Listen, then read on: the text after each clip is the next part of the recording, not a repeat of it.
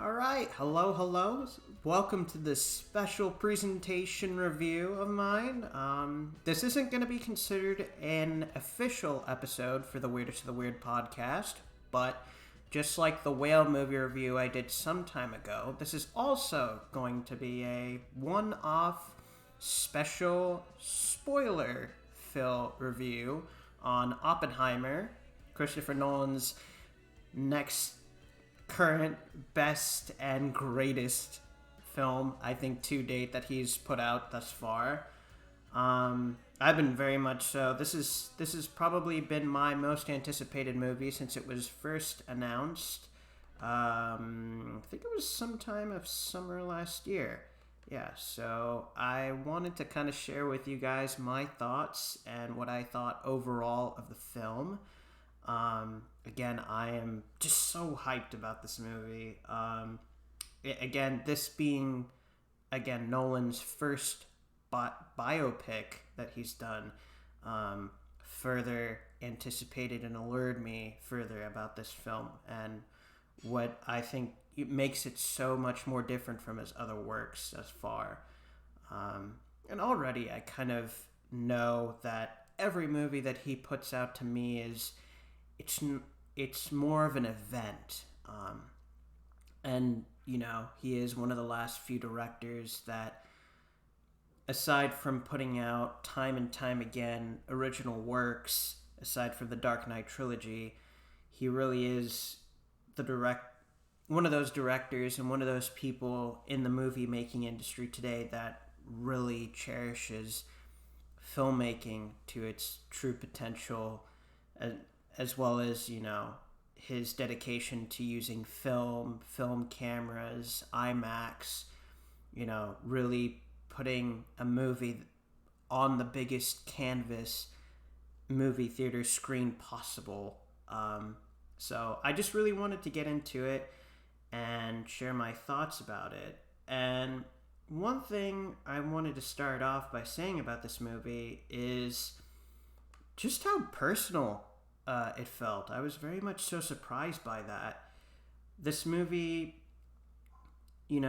is a telling of a tragedy of one of the most greatest American figures of our time, who, one of the most, dare I say, most important figures in the world, who really channeled the world and itself into a new nuclear age, and with that, unfortunately, unintended consequences. But the movie really chronicles more so his more personal life, and what led to his start in Oxford, and then what led him to go further into Europe to study quantum mechanics and advanced physics and pursue more science, and more so the leading into Oppenheimer founding the Manhattan Project at Los Alamos, and of course the detonation of Trinity and the makings of the first atomic bomb. Again, I really did not expect the film to furthermore explore his relationships, his, strained relationship with his wife, Kitty, and, him being a womanizer, and, his, interest in, the Communist Party cause, but never being actually officially tied to it. But, more so later on in his life, the investigations and, the unnecessary invasion of his private life because of his communist ties. And the story is, most of the screen time is dedicated to Oppenheimer himself. And the movie is chronicled in a first-person perspective. And again, through that first-person lens, you get an account of his life and the shitty deal he was traded for giving one of the most powerful countries in the world at the time the power to destroy mankind and everything we know. And in return for giving this, he again got his reputation and personal life ripped to shreds because of his quote-unquote communist ties. And as a result of that, beginning with realizing the dilemma, the big dilemma of realizing, because of initially starting the Manhattan Project for the sake of scientific research, realizing, not just him, but all the scientists working on the project, that, my goodness, what have we done? There is a great quote from the film from one of the scientists that Oppenheimer closely works with, where he says, I don't want to have 300 years of physics and science and mathematics scrutinized into a weapon. And unfortunately, though they continued, even though they were morally challenged by this big question looming in the background, unfortunately, that is what ended up happening, and it is kind of a moral question that is even questioned today. With, is it very necessary just for not only just, the U.S., but just for any country or any person to have such a weapon? And beginning with that, and furthermore laying into, the government investigating him so brutally, you see that it really does take a toll on his sanity, on Oppenheimer's sanity. And again, that's what makes this story very much so a tragedy.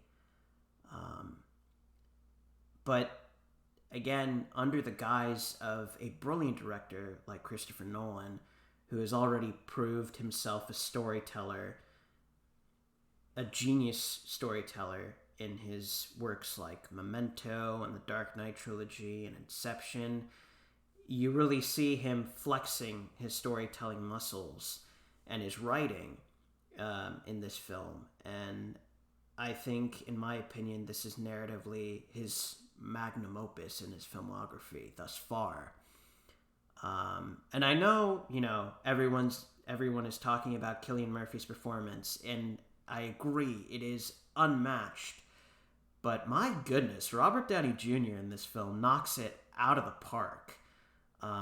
Unlike, the cool and charismatic Tony Stark that we've seen him play in the Marvel films, that we're used to seeing, he really shines in this film as a person who is an ego-filled, an ego-drawn maniac who is hell-bent on making sure Oppenheimer in vain gets thrown under the bus for his, again, non-existent communist ties, so he could receive, higher government commendations. Because in the film, or in real life, Strauss, the character that he plays, was trying to, in the film you see he is doing, hearings to be Secretary of Treasury, I believe, in Eisenhower's presidential administration. And you see, every twist and turn, because he had his, for little minute purposes throughout the film that you see, Oppenheimer kind of rubs him off the wrong way, and he takes very unnecessarily strongly to that his his ego, he takes too personally from those blows from Oppenheimer, and he kind of sees this as payback. Um, but the ending, it really, the ending of this film really rings true to the fact that Oppenheimer, again, is one of the most important people in history who thrusted the world into, warfare wise and in general, a nuclear age, a nuclear war. Hopefully, that will never come to be.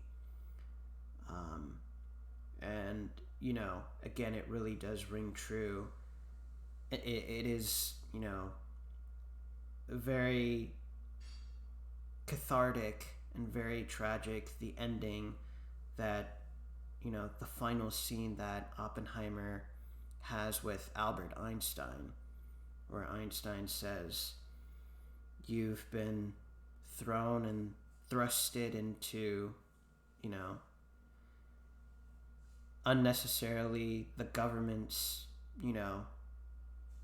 cruel and wicked ways, and that is your payback for changing the world, as I have. And,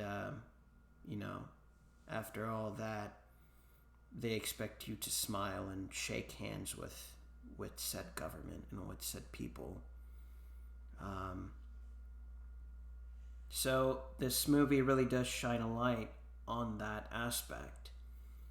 And also, it is so cool to see in a day and age a movie where you have talented star power. You have Florence Pugh, Emily Blunt, Matt Damon, Rami Malek. These are actors of, high caliber, Oscar winning actors who were willing to,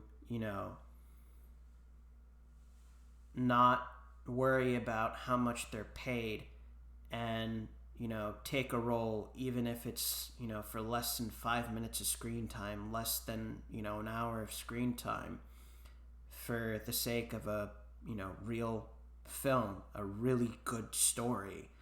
That was also very humbling to see. And again, this truly is a film in my opinion, among the all-time greats, like 2001: A Space Odyssey, E.T., and other iconic films that really, push and question what makes a story, an original story, great. What makes it good. And it's a reason why film in its authentic state is so vital to who we are and how it is a powerful tool in storytelling. I'm not going to shut up about how good this movie is. I kind of got flack for this when I was in high school, when I, kept telling people how great Interstellar was and, annoyingly that people should watch it. But this is the case with Christopher Nolan in this film. So props to you, Christopher Nolan. You genius, you.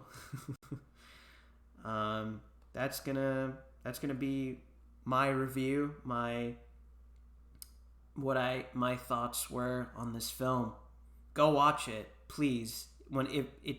While it's still in theaters, go watch it. And if you can, watch it on IMAX, because I assure you, it is a spectacle to behold.